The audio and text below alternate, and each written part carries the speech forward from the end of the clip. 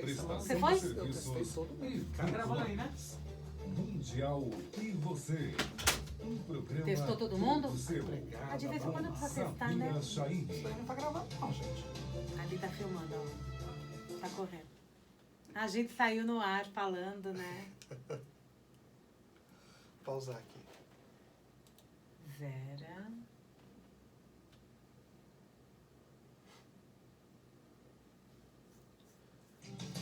Começa agora. Mundial e você. Abriu o microfone, a culpa foi dele. Não foi entrevistas, prestação de serviços e muito mais.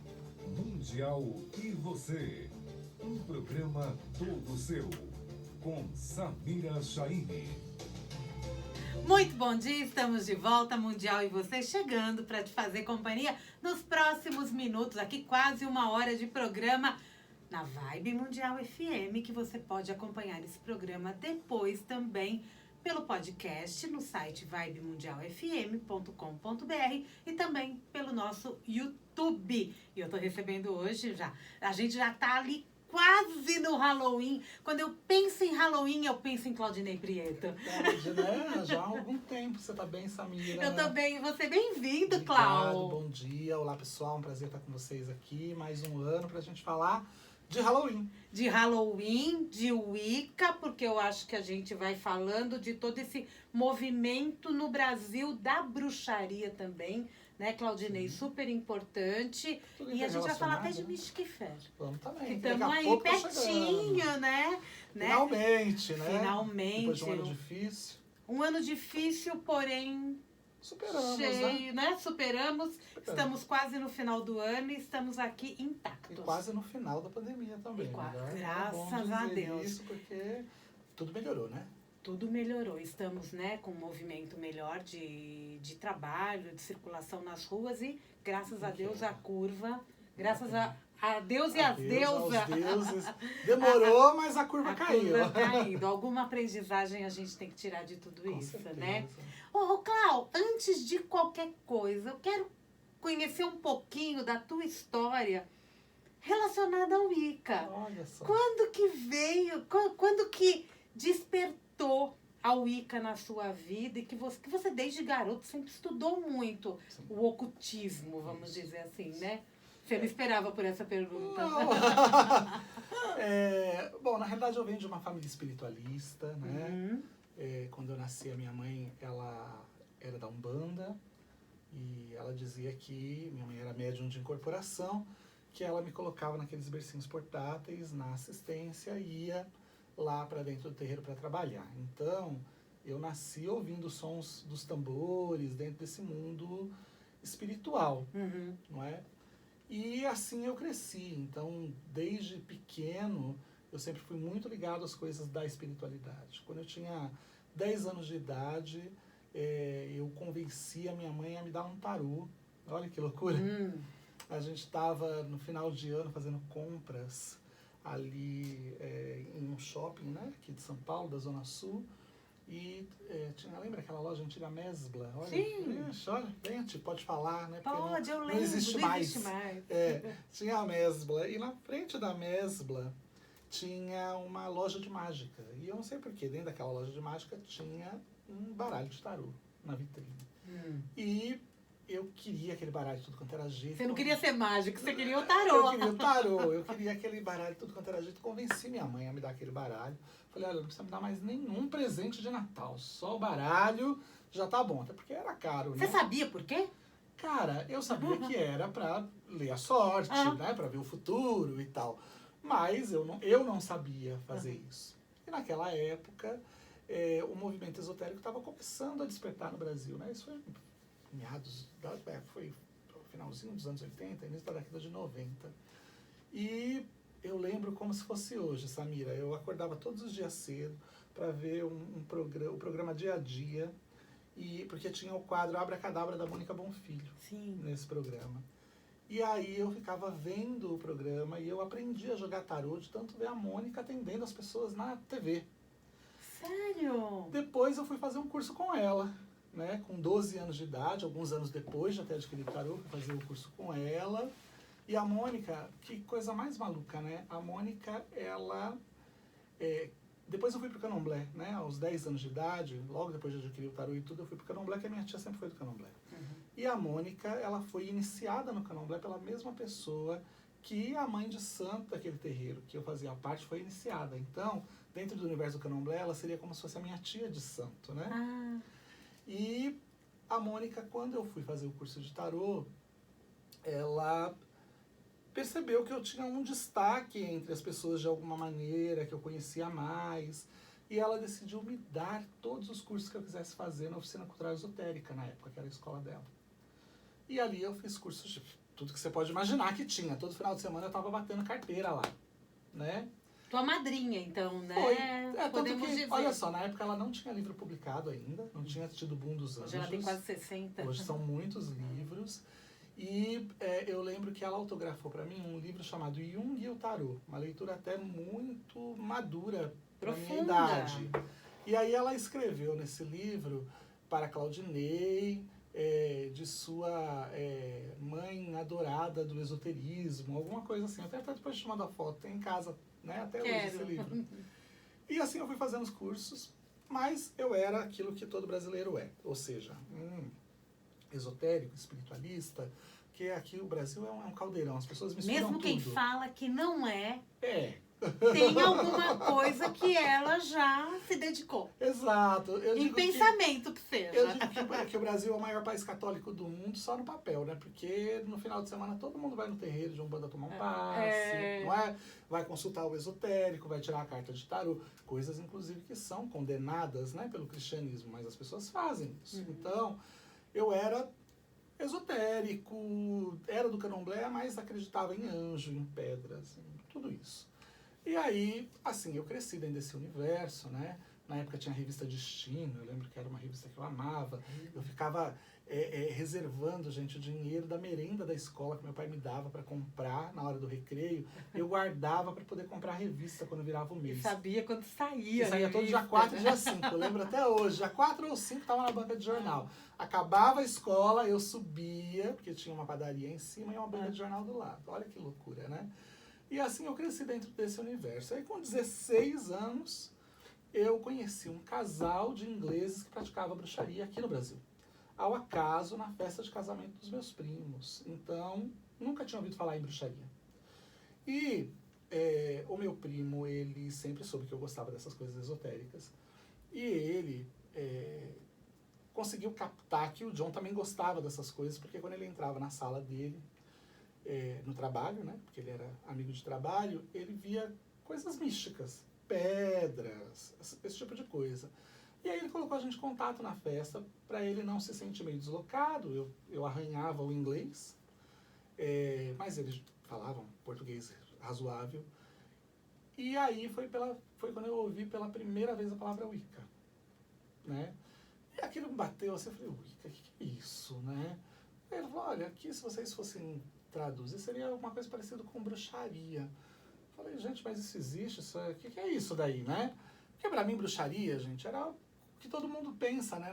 Hoje não mais, porque tem um movimento grande no Brasil. Mas naquela época não tinha. E eu pensava era um misto de fantasia e realidade. Porque você nunca sabe... de desenho animado. Você nunca sabe se a bruxa é a bruxa do desenho, mas também essa imagem da bruxa do desenho, ela tá mesclada com todos os estigmas negativos que a bruxa tem. A bruxa do mal, né? A bruxa é do mal, aí você lembra da Inquisição, né? Aí você faz um paralelo entre a bruxa e o satanismo, enfim. Isso era o que eu tinha na cabeça, né? E aquilo ficou martelando, Samira, porque eu sempre fui muito curioso. E aí, graças a Deus. Ainda bem, né? E aí, 15 dias depois eu estava batendo na porta da casa dele e falei, eu queria conhecer mais essa história. Só porque até hoje. Cara de pau, assim, eu falei assim, deixa eu ir lá. Ascendente Sagitário.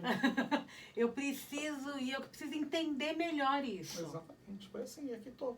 Só que eu não imaginava, né, que as coisas iam se tornar como se tornaram. Aí você foi estudar mesmo. Aí eu fui estudar. Toda a Wicca. Ele tinha um pequeno grupo, ele mais 2 pessoas que se reuniam, né, e a esposa dele.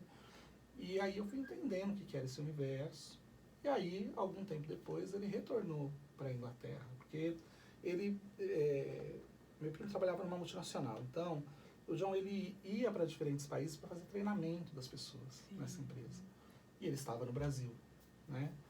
E aí, depois de um tempo, ele retornou para a Inglaterra, faleceu em 2007, e aí eu estava aqui no Brasil, né? Isso em 1997, 98, por aí mais ou menos. Fiquei meio que sozinho, né? Eu mais essas duas pessoas, que depois também se mudaram para Campinas. Então, eu acabei ficando aqui em São Paulo só. Falei, e agora? O que eu vou fazer? Aí comecei a me reunir com algumas pessoas, né? Comecei a juntar gente que gostava de espiritualidade. Eu, na época, jogava tarô para as pessoas que queriam. E assim a coisa foi tomando volume e se tornou o que se tornou. Esse tarô deu pano pra manga, né?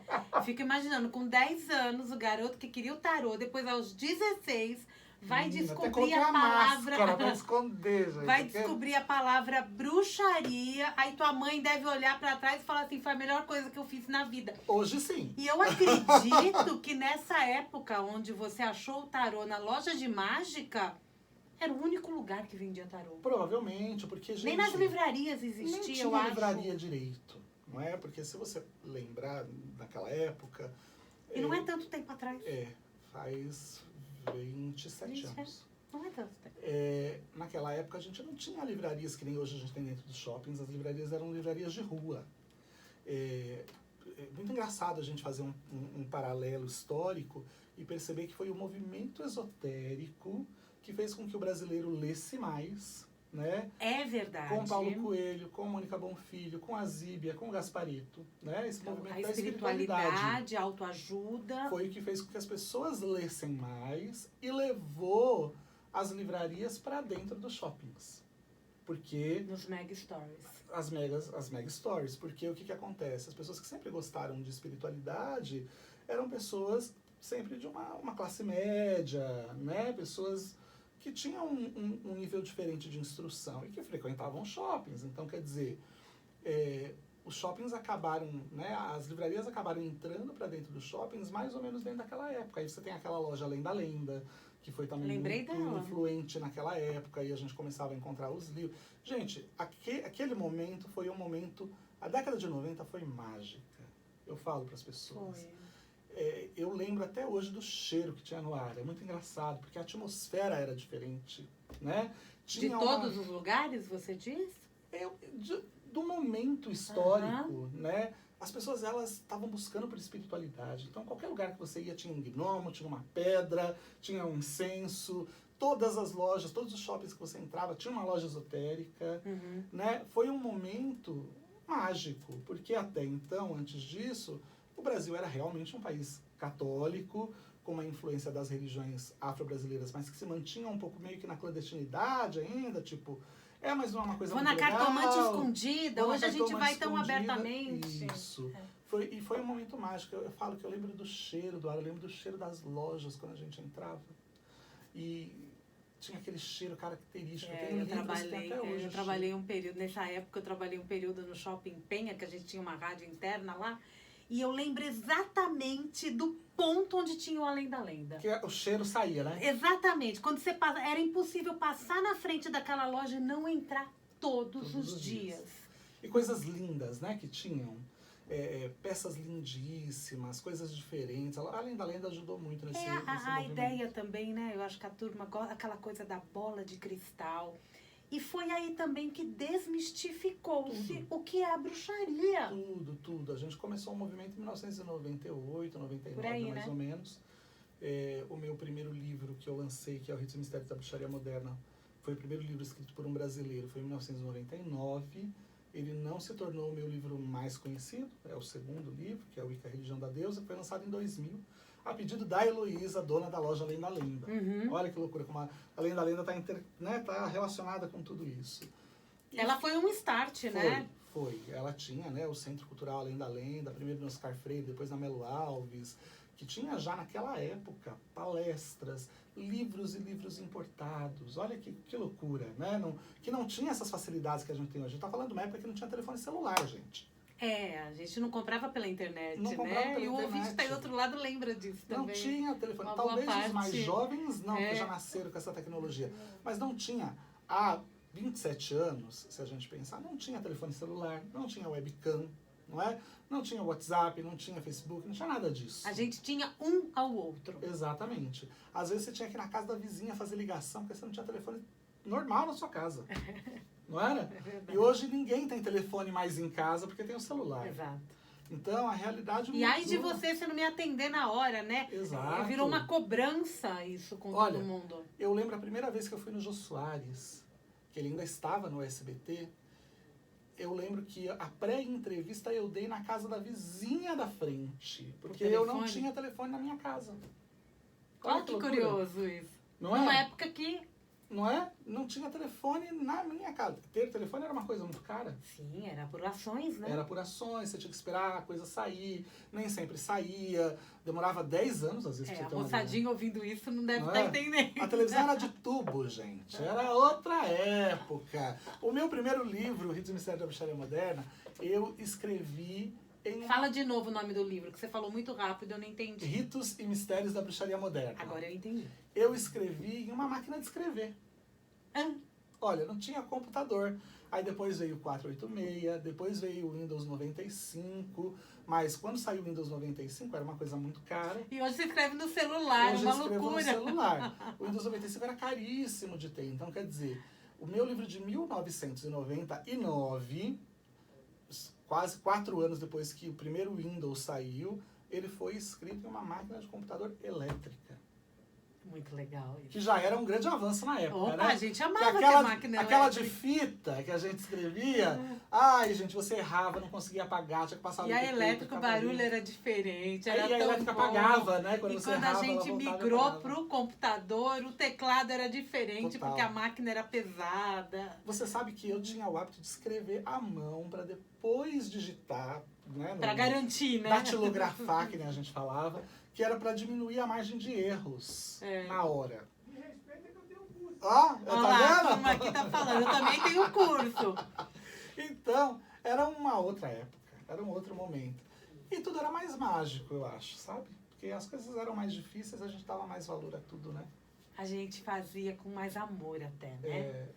Mais amor, mais carinho, mais cuidado, não é? Escrevia à mão para depois ir para a máquina para garantir que aquilo fosse sair perfeito. Isso. E hoje não, você coloca ali qualquer coisa, se não gostou, apagou, né? Exatamente. Batia-se na porta das editoras para poder Assim, conseguir isso que mesmo. lessem o teu livro e podia... se você quisesse mandar para mais de uma editora, você tinha que fazer cópias. Olha, falando em editora, eu vou te falar uma coisa super engraçada da época. Tinha uma coisa na época que chamava fotolito. Você lembra do fotolito? Sim. Fotolito de 4 cores, de 2 cores. Era gigante. Era gigante e caríssimo para fazer. E o livro O Wicca, a Religião da Deusa, a capa, ele foi feito em fotolito. Na época ainda não tinha essa tecnologia digital. Artesanal. Era umas coisas, parecia raio-x, gente. Era uma coisa super estranha. Foi feito em fotolito. Aí o que aconteceu? Eu escrevi o livro, O Wicca, a Religião da Deusa, eu já escrevi no computador. Esse é de 2000. Lembro que era um disquete, assim, que você colocava, acho que cabia, sei lá, 300 kbytes. Era muito pouquinho, não cabia muita coisa. E aí eu lembro que eu terminei o livro, entreguei para a editora. E aí aquilo demorava anos para sair, né? Porque ia, voltava. Aí a revisora fazia a revisão no papel, mandava aquele calhamaço de papel para você revisar. Aí você, com outra cor de tinta, fazia a sua revisão em cima, mandava para a revisora. Gente, era um terror. Mas moral da história. Depois de muitos meses que eu tinha entregue o disquete para o livro sair, eu lembro que eu viajei para Brasília. Fiquei quase um mês em Brasília, fazendo algumas coisas da Abra Wicca. E aí, quando eu retornei, me ligaram da Além da Lenda, do escritório da Além da Lenda. Olha, a capa do livro está pronta. Você não quer vir aqui para aprovar? Porque na época não dava para ir, não tinha. Não manda? Não mandava pelo e-mail, não tinha o e-transfer, não tinha nada dessas coisas, né? Não dava para zipar o arquivo. Você tinha que ir até o local para você ver o material impresso no papel e você falar, aprovado. Aí falei, ai, que maravilha, né? A capa do livro chegou, vou lá ver. Fui correndo. Quando eu cheguei lá, tava assim.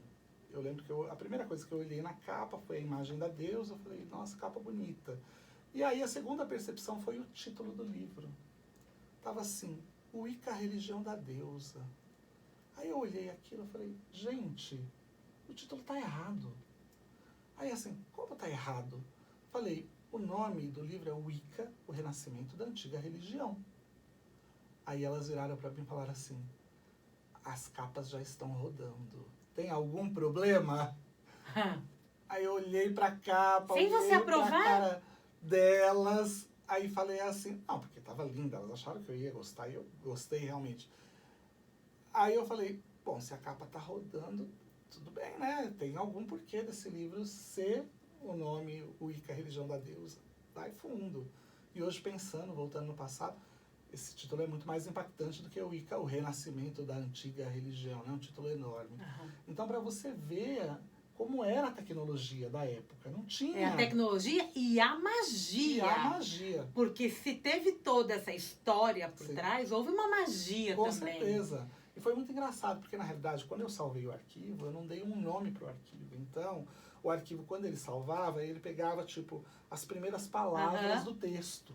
Então, eu começo falando assim, o Wicca, a religião da deusa, atualmente... Ficou Wicca, a religião da deusa.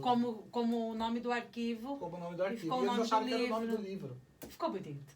Ficou. E hoje já comemora 20 anos. Acabamos de comemorar 20 anos em junho. E fizeram um novo lançamento, né? Uma nova edição. Revisada, ampliada, com capa dura, uma edição comemorativa linda.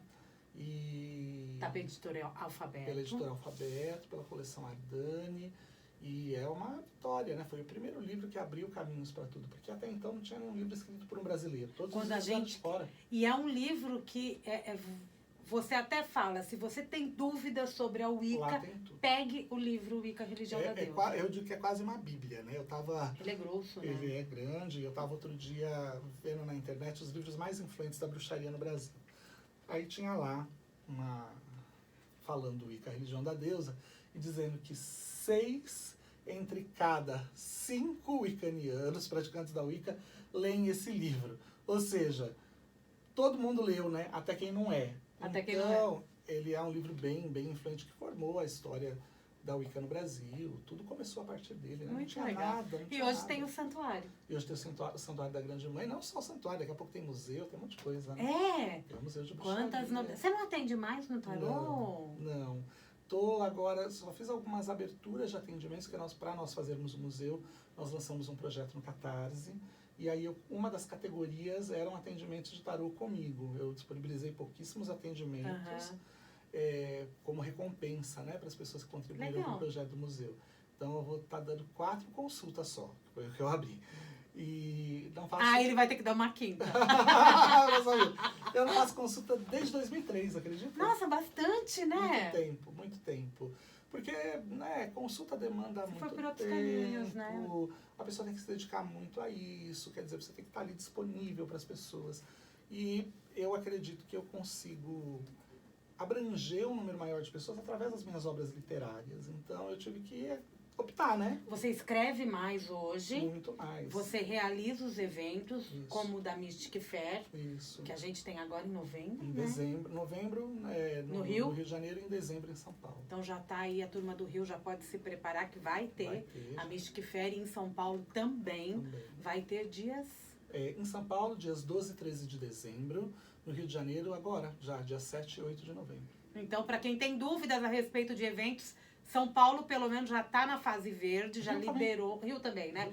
Rio até foi antes, eu acho. Foi antes. Já estão liberados os eventos e toda... E autorizados, né? E com todos os cuidados possíveis, imagináveis e declarados em documentação pelo governo federal até no site, Samira, do nosso evento, se você entrar lá, tem o nosso protocolo de retomada. Então, a pessoa ela consegue ver todas as medidas que serão adotadas por nós para que o evento seja um evento seguro para todas as pessoas. Então, tem tudo, gente, lá, os processos, né, descritos, desde a aferição da temperatura até esse ano, por exemplo, os estandes terão uma cortina de PVC transparente Para poder separar. e né, diminuir a difusão das partículas, né, da saliva, da fala. Então, assim, são todas medidas que são tomadas para que as pessoas se protejam. Estava falando outro dia, é mais fácil a pessoa quebrar uma perna do que pegar a corona num evento como a Mystic Fair ou qualquer outra feira, porque tá super regrado e super certinho. Mesmo porque outro dia você foi numa Expo Retomada, né? Que porque aí vira até determinação do próprio espaço. Isso. Né? Não tem como. A gente tem a defesa sanitária e tudo que interfere diretamente. Todos os eventos precisam de uma legalização. Nessa legalização, a gente tem que especificar como o evento ele vai ser realizado. Então, no caso, nesse momento, em função da pandemia, existe um monte de normas que não tinham antes para que as pessoas sejam protegidas. Então, todo mundo pode ir que vai estar tranquilo. E que já são normas que já estão no nosso dia a dia. Então, a gente já sabe de cor e salteado do que tem que fazer a partir do momento que você chega num local público. Eu falo, Samir, olha que engraçado, como a gente é... E aí eu coloco até mesmo a minha própria ignorância no meio do processo, né?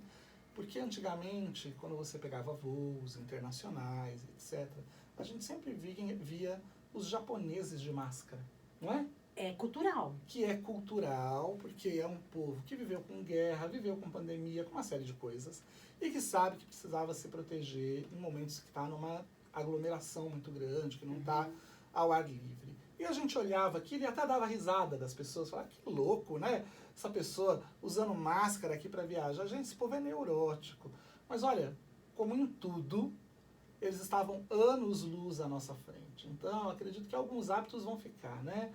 Acho que usar a máscara para você fazer uma viagem quando você está com diversas pessoas é um hábito que vai ficar. Espero, né, que o processo de higienização, sanitização dos espaços, dos restaurantes permaneça. Eu acredito que sim, né? Porque eu acho que algumas coisas realmente as pessoas faziam muitas vistas grossas e não... Porque a gente até acompanha aí as notícias, a gente verifica o quanto as outras doenças viróticas foram reduzidas nesse período, né? E quantas mais tem probabilidade de surgirem, não é? A gente também tem estudos sobre isso. Então, a proteção é a única defesa, né? É verdade. Vamos falar um pouquinho de Halloween? Vamos, tá chegando. Já falamos de Wicca. O Halloween tá ligado ao Wicca? Totalmente, né? Porque o Halloween, a data do Halloween é uma das datas sagradas da bruxaria. A palavra Halloween em si, ela vem da terminologia All Hallows Eve, que significa a véspera do Dia de Todos os Santos. Porque foi uma incorporação da religião católica a uma celebração que já existia nas religiões pagãs ancestrais da Europa. O dia 31, para essas pessoas, já era, na Europa antiga, considerado o dia de Samhain, que é a festa em que nós celebramos os antepassados, que nós celebramos os nossos ancestrais. Então, se a gente olhar em termos históricos, a igreja, sempre um dia depois, ela faz, de festas pagãs, ela faz um dia de expiação, né?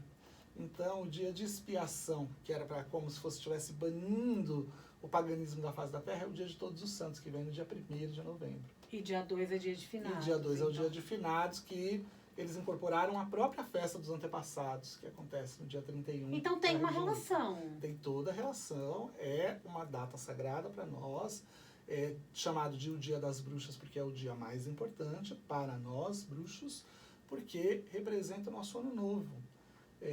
O Halloween, ou Samhain, que é o nome religioso dessa data, né, o nome litúrgico, era o momento em que o sol ele baixava naqueles menires de pedra, né, que são aqueles monumentos de pedra como Stonehenge, etc. Ele baixava ele ia até o ponto mais baixo daqueles monumentos. E a partir desse dia, do dia 31 de outubro, o sol novamente ele começava a se elevar nos céus. Então, isso representava o renascimento de um novo ano. Quer dizer, o ano ele tinha chegado até o sol, porque o calendário ele é um calendário lunisolar, né? Então, o sol que marca especificamente os meses do ano representava esse mergulho até o ponto mais baixo, ou seja, tinha chegado no fim, e a partir daquele momento, como ele começava a subir, representava um ano novo. Então, o Halloween é o dia mais importante para nós e é nosso ano novo, né? O ano novo dos pagãos, dos bruxos, dos wiccanianos especificamente. Mas é importante a gente ressaltar, Samira, que o Halloween, essa data que a gente celebra, ok, no Brasil a gente celebrar de uma forma folclórica. É folclórico para nós, porque né? É folclórico, mas religiosamente falando, para as pessoas no Brasil, não é essa data, né? Agora, porque o Halloween a gente está se preparando para a chegada do inverno, lá no hemisfério norte. E aqui no hemisfério sul a gente está se preparando para a chegada do verão. É diferente. Então, as datas elas são invertidas, né? Naquilo que a gente chama de roda do ano. Mas tem uma outra festa, né? Nessa época. Que é o Beltane, que é a festa que a gente faz aqui no Brasil. Porque aqui nós estamos no hemisfério sul. Então, as celebrações elas são todas opostas, Sim. né? Enquanto lá celebra o inverno, aqui a gente celebra o verão. Enquanto lá celebra o outono, é que a gente celebra vai a na primavera. onda deles, né? Mas se tornou uma celebração folclórica. Então, como uma celebração social e tal, ok. Tanto que eu falo para as pessoas, gente, não brigue entre as datas. Faça o seu ritual de Beltane, a sua data sagrada, que é o seu ritual que você entende o simbolismo, e depois você veste sua fantasia de Halloween e vai brincar. Não é? Originalmente começou em que região? Nas Ilhas Britânicas. Nas Ilhas Entre Britânicas. os celtas, isso. E aí, como os britânicos eles foram para os Estados Unidos, né, fizeram a colonização dos Estados Unidos, eles levaram a celebração com eles. Porque é muito forte lá. Super forte. E toda essa festa, ou esses, a abóbora, né? A cabeça de abóbora, o distribuir doces, né? A criança brinca muito essa festa. Sim. Isso é tradição também? Isso é tradição também. A gente tem que entender como que isso acabou se desenvolvendo. A gente tem que lembrar que, por exemplo, nos Estados Unidos não tem Dia das Crianças. Não tem? Não tem, que nem aqui. Então, o dia 31 de outubro acabou se tornando meio que um dia das crianças, né? Um dia que as crianças podem fazer tudo.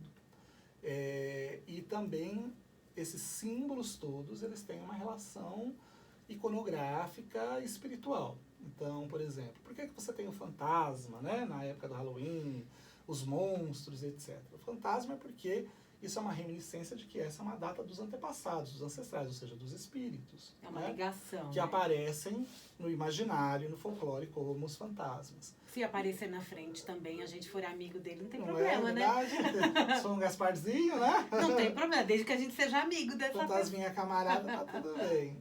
E aí os monstros e esses seres de outro mundo que aparecem, é porque nessa data acreditava-se que o véu que separava o mundo material do mundo espiritual, ele era aberto, ele se abria. Então, todas as criaturas e seres de outras dimensões podiam entrar e caminhar sobre a Terra. Então, era o momento mais propício para as pessoas terem as visões e etc. E uma das maneiras de afastar esses espíritos era criar essas máscaras de abóbora, né? Colocando uma vela dentro, porque a sombra produzida pela vela afastava os espíritos. Eles tinham medo dessa sombra, né? Porque é quase como se fosse um espectro, ou seja, tem uma essência espiritual, não é? Então, o espírito acredita-se que ele não vê materialmente as coisas como a gente vê e toca, mas ele consegue ver as coisas etéreas. E as sombras, a luz, ela é uma energia etérea, né? Então, conforme as sombras elas se moviam, eles colocavam geralmente na frente das janelas e etc. Era quase como um totem de proteção. Essas sombras elas afastavam o espírito dos mortos e etc. Originalmente, não era a abóbora, originalmente era o nabo, né? E aí quando os ingleses vêm para os Estados Unidos, nos Estados Unidos não tinha nabo, nos Estados Unidos tinha abóbora. Então eles substituem o nabo pela abóbora. E talvez por isso que tenha ficado tudo cor de laranja e preto? A cor de laranja e o preto já era uma cor conectada com o Samhain. A abóbora era o mais próximo. A abóbora era uma cor que tinha uma relação com essa data, mas porque o laranja representa a vida e o preto representa a morte. Então, e numa boa, eles foram bem criativos, total. Né? Porque a abóbora você pode fazer realmente a carinha. Dá pra pôr chapéu, você brinca, né? Exato. Cria uma festa de criança. Acaba substituindo, né? Era o mais próximo. A gente vê, por exemplo, em diversas culturas ancestrais, em que algumas coisas vão sendo substituídas. Você pega na cultura africana. Determinadas coisas que lá na África, na Nigéria, são feitas em cabaça, aqui não eram feitas em cabaça até a cabaça chegar no Brasil, eram feitas em abóbora. Aham. Porque tem o mesmo formato, consegue, né, comportar. Então, quer dizer, quando você vai para um outro lugar, você vai adaptando, né? As celebrações também. O que hoje é tradição, um dia foi novo. E nós temos muitos bruxos, muitos magos entre nós, aqui no Brasil, principalmente. Muita gente, né? Inclusive aqui no Brasil a gente tem uma estimativa de 1% da população brasileira diretamente ligada ao Wicca e à bruxaria. É um público bastante grande. E quando você fala da Wicca, da bruxaria também, não, vocês não acreditam, vocês não dão, vocês respeitam, mas não dão valor ao catolicismo? Na realidade, nós não seguimos as tradições católicas, né? Assim, Tem o respeito. Assim como a tradição católica não segue as outras tradições espirituais. Acham que vocês são loucos, talvez. Cada tradição espiritual tem os seus símbolos, os seus deuses, o seu mundo, o seu universo, não é verdade? Entendi. E a gente respeita, acreditamos que aqueles símbolos são válidos para as pessoas que professam aquela fé, mas não são válidos para nós, porque a nossa religião, ela se baseia em símbolos pré-cristãos. Então, tudo que nós acreditamos vem antes de Cristo, antes, inclusive, do patriarcado, né? Porque a Wicca é uma religião que celebra o matriarcado. Então, celebra o poder da mulher. Para nós, Deus é mulher, Deus não é homem. Então, a gente vem de uma época ancestral. Não é que nós viemos de uma época ancestral. É importante a gente entender que a nossa religião ela é uma releitura moderna de crenças antigas. Então, as nossas crenças tiveram origem em um passado, né, em um Eldorado. E hoje o que a gente faz é uma releitura. Né? Muito bem. E vocês fazem cerimônias, então... qual que é o nome que se dá para o cerimonialista, no caso? A Igreja Católica tem o Papa, o judaísmo tem o Rabino... É um sacerdote. É um sacerdote. O sacerdote é uma sacerdotisa. Então, dentro da religião você tem graus diferentes. Então, você pode ser um iniciado apenas, ou você pode ser um sacerdote ou um alto sacerdote. Então, dependendo da sua hierarquia, você leva um título diferente. Mas todos são sacerdotes, de certa forma. Então, tá. Tem algum ritual legal pra gente poder fazer nesses dias, no né? dia do Halloween, né, dia 31, uma coisa super interessante que as pessoas podem fazer, como é uma época de renovação, de transformação, elas podem abrir todas as portas e janelas das suas casas à meia-noite do dia 31 para o dia 1º. Dica boa. Né? E aí elege uma das janelas, que ela acha que tem uma visão mais bonita, uma paisagem mais legal, ou que lembra alguma coisa interessante para ela, e acende uma vela laranja nessa janela. Assim ela vai estar chamando novas energias para esse momento. Vela laranja. Uma vela laranja. Laranja é a cor do sol, né? Corram para comprar, dá tempo. Se não tiver, gente, acende a branca, mas a laranja é melhor. No oráculo da Grande Mãe, a gente está falando de Wicca. Estamos falando de Wicca. A Grande Mãe, a gente está falando que é a nossa grande sacerdotisa. É a deusa, né? Então, o oráculo da Grande Mãe, ele traz diferentes faces da deusa no mundo, porque a Wicca é uma religião que celebra deusas diferentes, de diferentes lugares do planeta, porque nós acreditamos que todas elas são faces da Grande Mãe, né? E são 60 deusas que são trazidas nesse oráculo, e cada uma dessas faces traz um aprendizado. Então você tem a deusa que vai ensinar você a ter autoestima, você vai ter a deusa que vai ensinar você a ter força, você vai ter a deusa que vai te tirar da depressão, você vai ter a deusa que vai te proteger em momentos de perigo.